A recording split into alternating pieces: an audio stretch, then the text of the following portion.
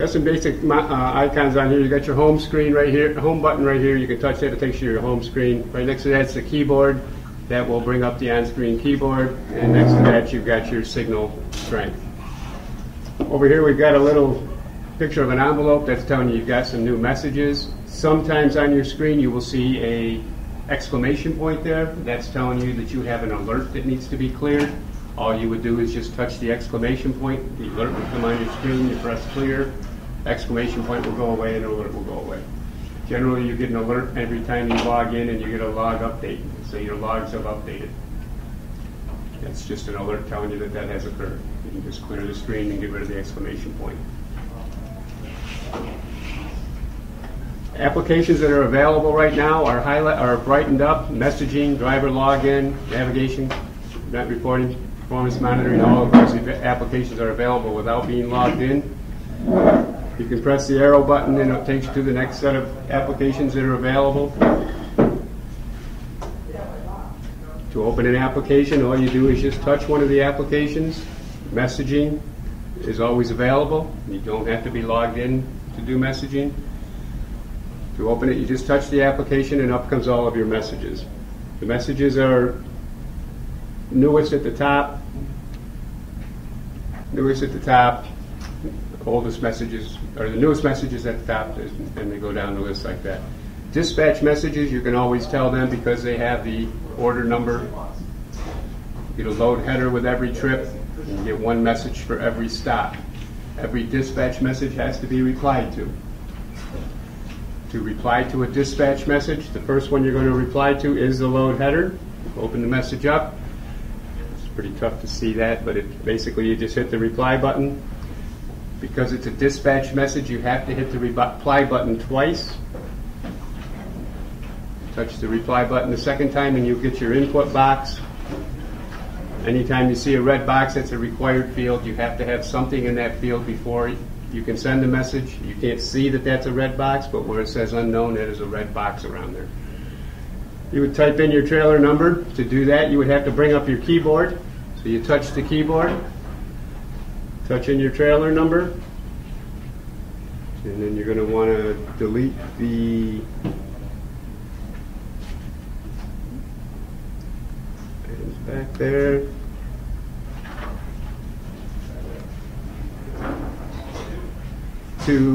If you wanted to just send that the way it is right now, you would need to clear your keyboard first. To clear your keyboard, you hit the down arrow on the keyboard and it takes it away.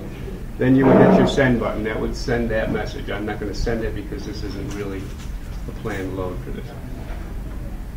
You hit send, you get your confirmation. Do you want to send this message? You say yes, and the message goes through. That now is going to assign you to the load. It's going to change your status from planned to dispatch or started. It's going to put in your deadhead miles, and it's going to start you on the load.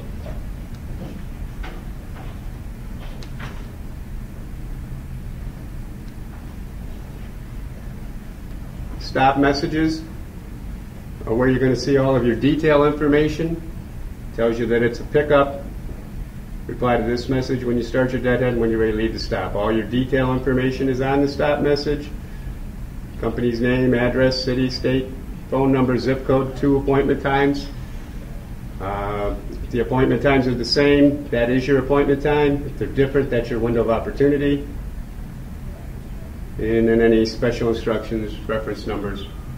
To reply to this message, you hit the reply button. Because it's a dispatch message, you have to hit the reply button twice. And it asks you what are you doing, arriving or departing. You can hit the drop-down arrow and select the A from there. And then hit send. That will do your arrival call. Got a question about dropping off. It always asks if you're OS or D at that point. Every delivery message, you have to answer the OS and D question on arrival and departure. That is because we made that a required field.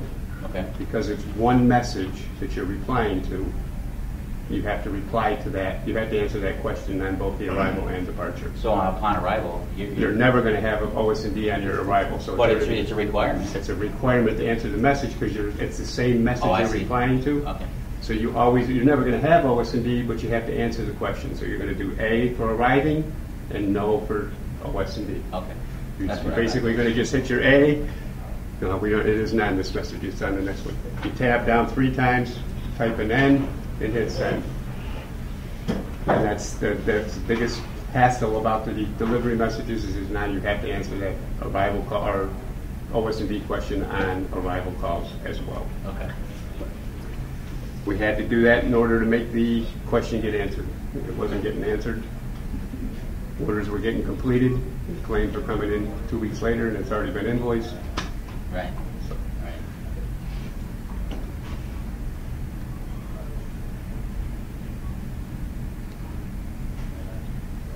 once you are all loaded, you will open that message up, hit reply twice, put in your departure call, or type in D for departure and send that, and that will complete you on that stop. Delivery messages look exactly the same, except when you do your replies, you have to answer the OS&D question.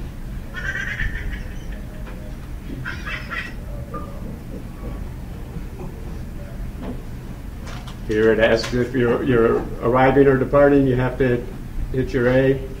You're going to need to bring your keyboard up, and you can use the tab button right here, and that'll take you to the next field. Hit the tab button again, it takes you to the next field. Hit your tab button, and here's your OS&D question. There is a red box around there. If you type an N in there, now you can remove your keyboard and hit send. That will send the message. If you did have OS&D, then you would hit your tab button and answer the question. This is where I am. You can hit the drop down, hit select from the list of the drop down, or you can type the letter on the keyboard, and then whatever's written on your bill of lading, type that in those open boxes so that we have all the information on this message that you have on your bill of lading.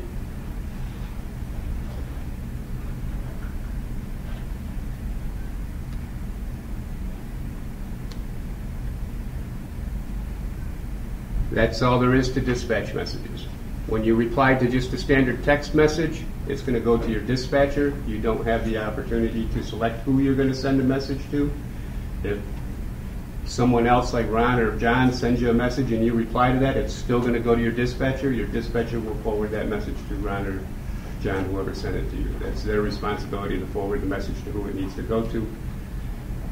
But you don't have the ability to redirect. Outbox. Outbox is a list of all messages you have sent. If you wanted to see if you had sent your vehicle inspection report, it's a list. The little green check mark means that did definitely send. If it was in a transmission mode, you would have 2 arrows going left and right. And if it failed, you would have had an X on it.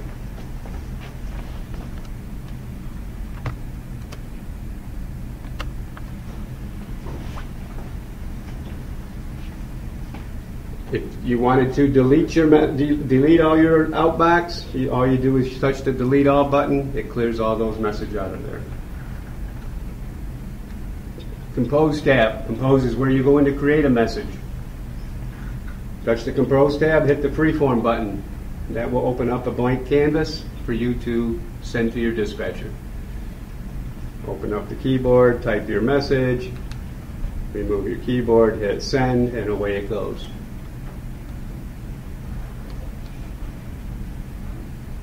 Also on here, you'll see a bunch of macros. There's only one macro you have to know, and that is macro number 15. You scroll down here. Macro 14 and macro 15 look exactly the same. They both work. They both do the same thing. The only difference is macro 14, you have to do more typing. Macro 15 is the one you want to use. You open up the vehicle inspection report.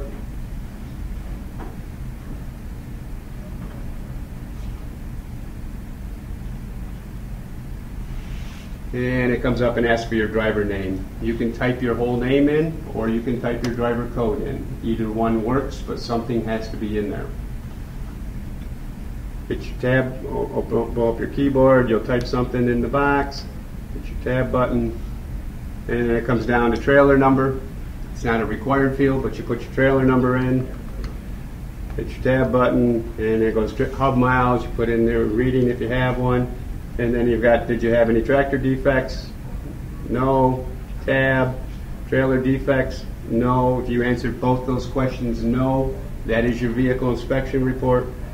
Clear the keyboard and hit send, and you've sent your vehicle inspection report in.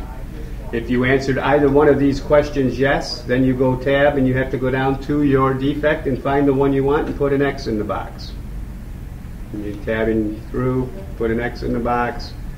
Once you have them all filled in, if you can't find the one you want listed there, there are 3 lines at the end of each category for you to be able to freeform what your defect is. Clear your keyboard, hit send. That's how you do your vehicle inspection report. Keep in mind that by you sending this message does not update your logs. We're doing all this without being logged in. It doesn't know whose logs have done this on. If you want to note it on your log, you have to manually put that notation on your log that you did a pre-trip inspection for it to show up on your log. It's not going to, just because you did it through messaging, isn't going to put it on your log that you did it. If you're doing a pre-trip, yep, we can get a copy of that, and you're showing on duty not driving time on your log. You don't have to write in there pre-trip. We can match it up. It's not a problem. So, you know, that's not an issue. The thing is doing these here, because right now the DOT is going in there and looking for these, and they're looking to see if you did a pre-trip the day before, yesterday. So, you know, they're starting to get real curious about going through Qual Comm now. Yeah, along those lines, while Ron's bringing that up, we had a driver get written up because they had sent a Qual Comm message for a key check while they showed themselves in the sleeper berth. And that was a big no-no. So you have to remember, if you're off duty, you can't be sending messages asking for key checks and things of that nature. You need to clear your outbox after you send your messages so that there's none in there. What happened was the officer went through the outbox, saw where the driver had sent a Qual Comm message asking for a key check, and said, how can you be doing an on-duty function when you're in the sleeper berth? So you need to keep that in mind. What if I forget to do the logbook pre-trip after I do my actual pre-trip, and I do it, and I remember it after I get started, and the next time I stop, I do it in Qual Comm? Is that a violation? Do you actually have to fill that out in? Does the time and date have to match the time you do it? You know what I mean? The 15 or 20 minutes that it takes. You have to show on your log doing your pre-trip inspection if that's what you're asking me. No, I'm asking when I type it in. When you fill in micro 15? The micro 15. Does micro 15 have a time on it, Russ? Yes, it does. It has a timestamp on it. It has to be. But it won't go in your log. It doesn't go to your log. So in other words, if you It'll show you delete just 2 that, hours later. If you delete your outbox, you won't have any record of it. all, But if we get audited and they pull your vehicle inspection report, it's not going to match. right, put it up to the vehicle inspection report on your logs. Show us. I'm going to. Oh, I will. Oh. I'm just doing messaging right now, and that's messaging. Everything else on the Qual Comm you need to be logged in for. Log in, hit your home button, hit driver login. It asks for your driver ID. Here it says some of the old machines say driver name. Don't ever put your name in. Always type your ID in, your code. Hit the tab button, put your password in. Clear your keyboard, hit OK. Every single time you log in, every single truck you log into, you are going to get this sensor tracks performance monitoring, unassigned driver time of 22 minutes and 37 seconds. Do you want to credit this to your account? Just say yes. It doesn't have anything to do with anything. Doesn't Why is it give- there? It's telling this machine telling you how long it's been since somebody logged on. Why do you care? We don't. Once you see your full name listed here, you know you're logged in. You can just hit your home button. Now, Hours of service is now available to us. We'll go into hours of service. As soon as you log in, it automatically puts you on duty, not driving. So ideally, you're going to log in, do your vehicle inspection report, go into messaging, do MACL 15, send your MACL 15 in, and then you're going to go. No, wait a minute, that doesn't go in though, right? No, but you're going to come. You're going to come when you're going to log in. It's going to bring you right here. You see this little remarks button? Right. Hit Yeah, remarks. okay, there you go, okay. Hit your little drop-down arrow here. Choose pre-trip inspection. Choose OK. Now you're going to go do your pre-trip. You're going to go and then you're going to send your MACL 15, and it's all going to match up. On the status page here, it tells you all the information about your status. If you have a little note, it'll be in red there, and it'll tell you that you need to review and approve your logs. Under that, it tells your status. It's on duty because I just logged in. Tells me what time I started that, what time it is now, and how long I've been in that status. The other side, it tells me what my last 34-hour reset was. It does the math and adds 168 hours to it, and it tells you when you can start your next 34-hour reset.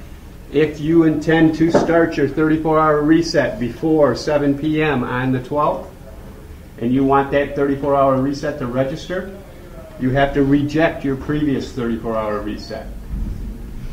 If you were to be in violation by rejecting your previous 34-hour reset, that reject button is not available. It will not allow you to put yourself in violation. But if you want that 34-hour reset to take effect, and if you start it before 7 p.m. on the 12th, you have to reject the button, hit the reject button before you start that reset. Otherwise, it will not register that 34-hour reset because you haven't had 168 hours in between. Does everybody understand that?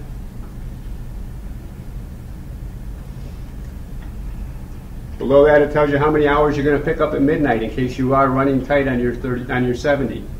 Below that, it tells you what you're going to pick up in 2 days. And it tells you how many miles you've driven today. To change your status, all you do is hit the change button. You can change to off-duty, sleeper berth, driving, on-duty, or off-duty driving. I don't know why anybody would change their status to driving. I would let the machine figure that out for me. There are two barriers, 25 miles an hour and 2 miles. When you break either one of those barriers, it automatically goes back to when you were first moving and says that's when you were driving.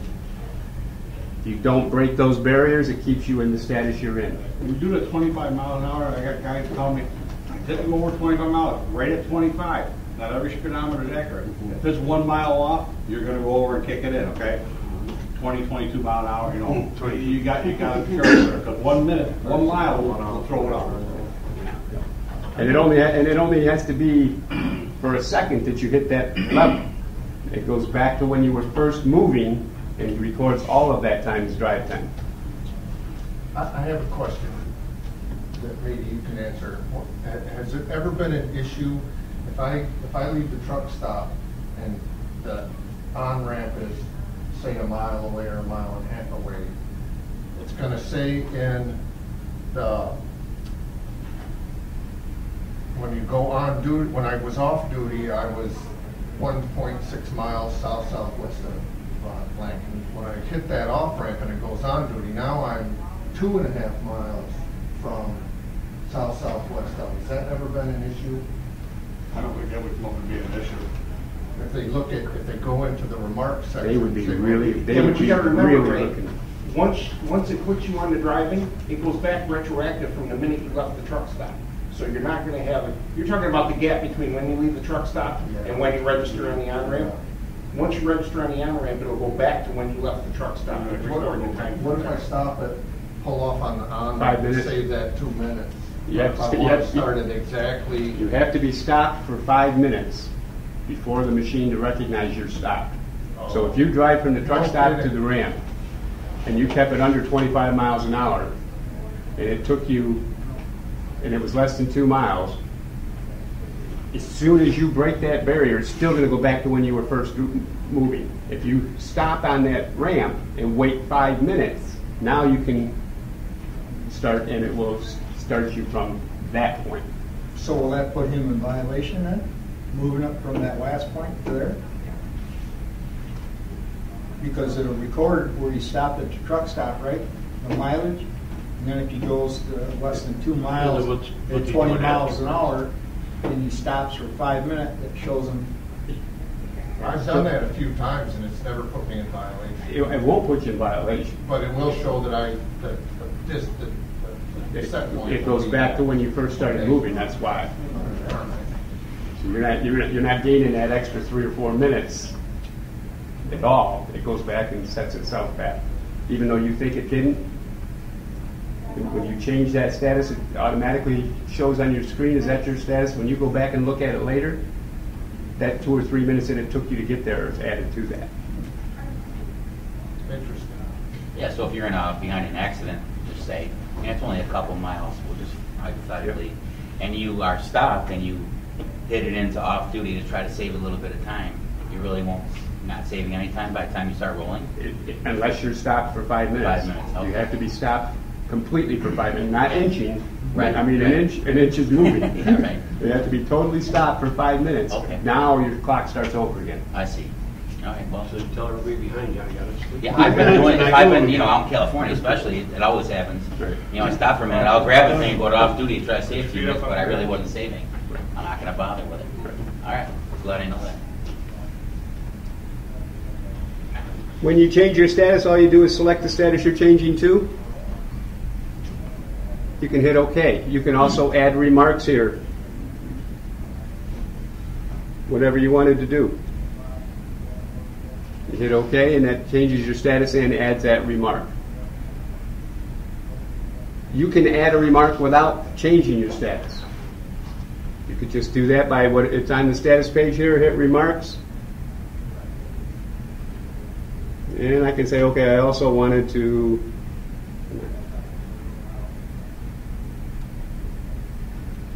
now I added both of those remarks. Both of those remarks are now a part of my log for the off-duty status. That's the status page. Summary page. You see all 4 of your clocks listed and how much available time you have for each clock. The least amount of time you have available is displayed up here in the corner. You can't really see it that well, but it's 6 hours and 37 minutes because that's my 8-hour break clock and that's my smallest clock. Once you take your 30-minute break, now your 11-hour clock would probably be, well, in this case it's going to be my 14 because it's 10 hours and 1 minute. Least amount of time you have is always what's going to show in your DOT box. Graph tab is where you're going to see the graphical display of your logs. All 8 days are available to you. To navigate to a previous day, you just hit the arrow. It takes you to the previous day.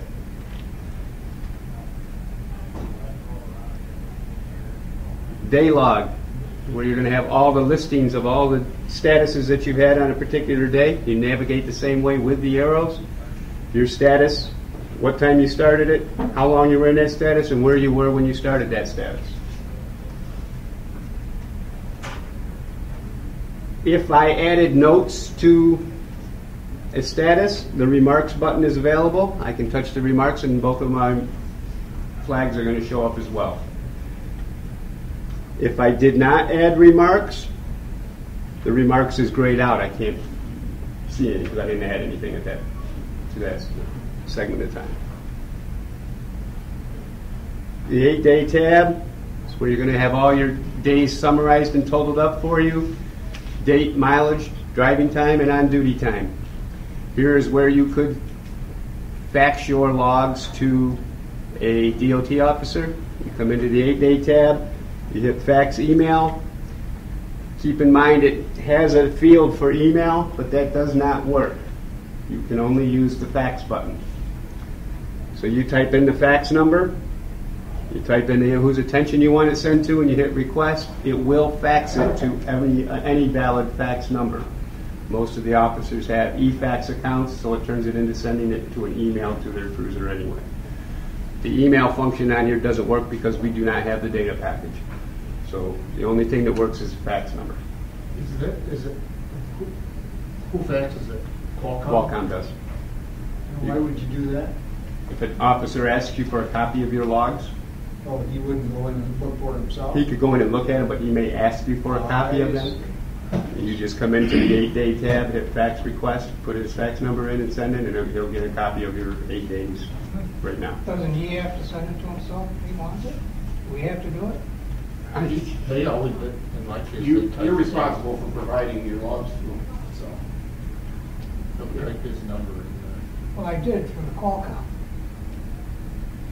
If he wants copies, then to get them. Yeah, that's your faxing right to his truck. He'll make copies right to him. Yeah, he can. Yeah. If you put the fax number He'll take in, that out of your hand and look at it and go through everything he wants to do with it, so he's not responsible if he wants copies to go ahead and send them to his cruiser. no, I mean, If he's a nice guy, he would. That's, yeah, that's, But if he's a perky, then right. he'll have you do it. Yeah. But this is how you do it. Nothing's easy. 3 months. The Approve tab. Approving your logs is the same as signing your logs. At the end of your day, I would recommend you come in here and look at all of your statuses and make sure that they all make sense to you and you agree with all of them. Here is where you can make changes to periods of time in your log. If you started up before your 10-hour break, you can go in and change when you came on duty. Cut it by a minute, whatever you need to cut it by. You can only make a change to a duty status when it is a period of history. So if you wanted to change, if you forgot to log off last night and you came in the truck and you log in and you're out of hours because you were left on duty the whole time. As soon as you log in, it's going to put you on duty, so you're going to still be in on-duty status. You're going to need to go in and change your status to off-duty. Then you're going to come into the Approve tab here. You're going to find the period of time where it shows you were on duty for 17 hours.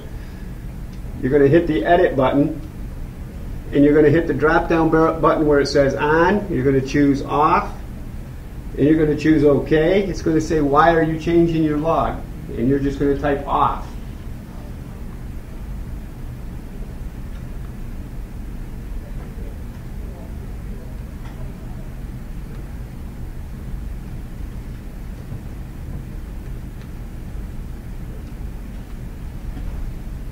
The reason you're going to type off is because when you look at your log, it's going to show that you were on duty. It's going to show that you changed it to off duty. And it's going to give the reason you changed it to off duty because you were off duty. So it just makes sense to put in whatever status you're changing to as your reason. You don't have to worry about coming up with a reason. As soon as you make that change to off duty, it automatically resets your clock. It resets. You'll see my DOT clock is now up to 8. Because I just changed all that on-duty time to off-duty time. So as soon as you make the change in the Approve tab, it automatically resets all your clocks, resets all your logs. Everything is hunky-dory. You have taken care of your log. Once you agree with all of these status, you hit this Approve All button. It says you're about to approve your logs. Is that what you want to do? You say yes. And it clears all of those out of your list. You can no longer make changes to those logs. If you approved them before you made the change, you just call John and say, hey, I need that segment of time change. He'll make the change. He'll make a change to it. It'll come back to you and you can reapprove it, change it, do as you want to. You cannot change driving time. The wheels are turning, the wheels are turning. Any non-driving status, that status can be changed. Last tab I have on here is the Load tab.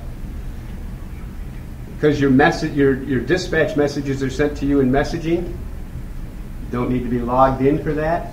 And your hours of service, you do have to be logged in. There again, we have no integration between messaging and hours of service.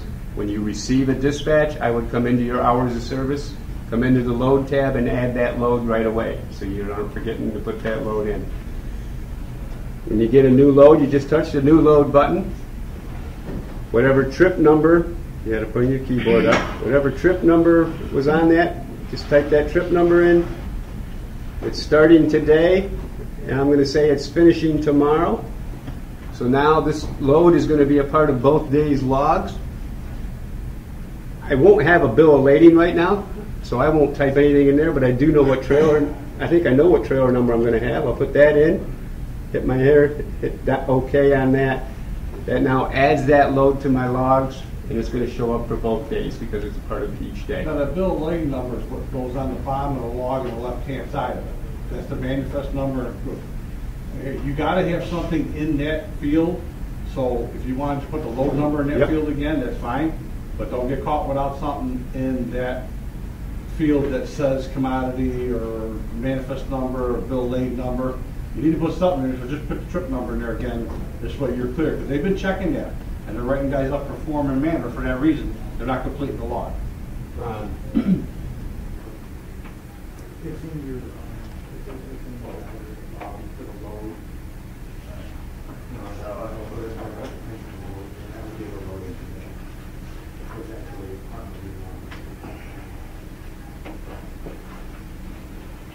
The only other thing I have to really touch on is just the navigation. I don't think it's going to work because I'm in my antenna's in here.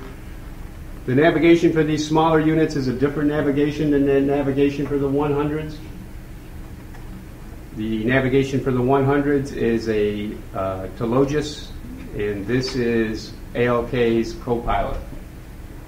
So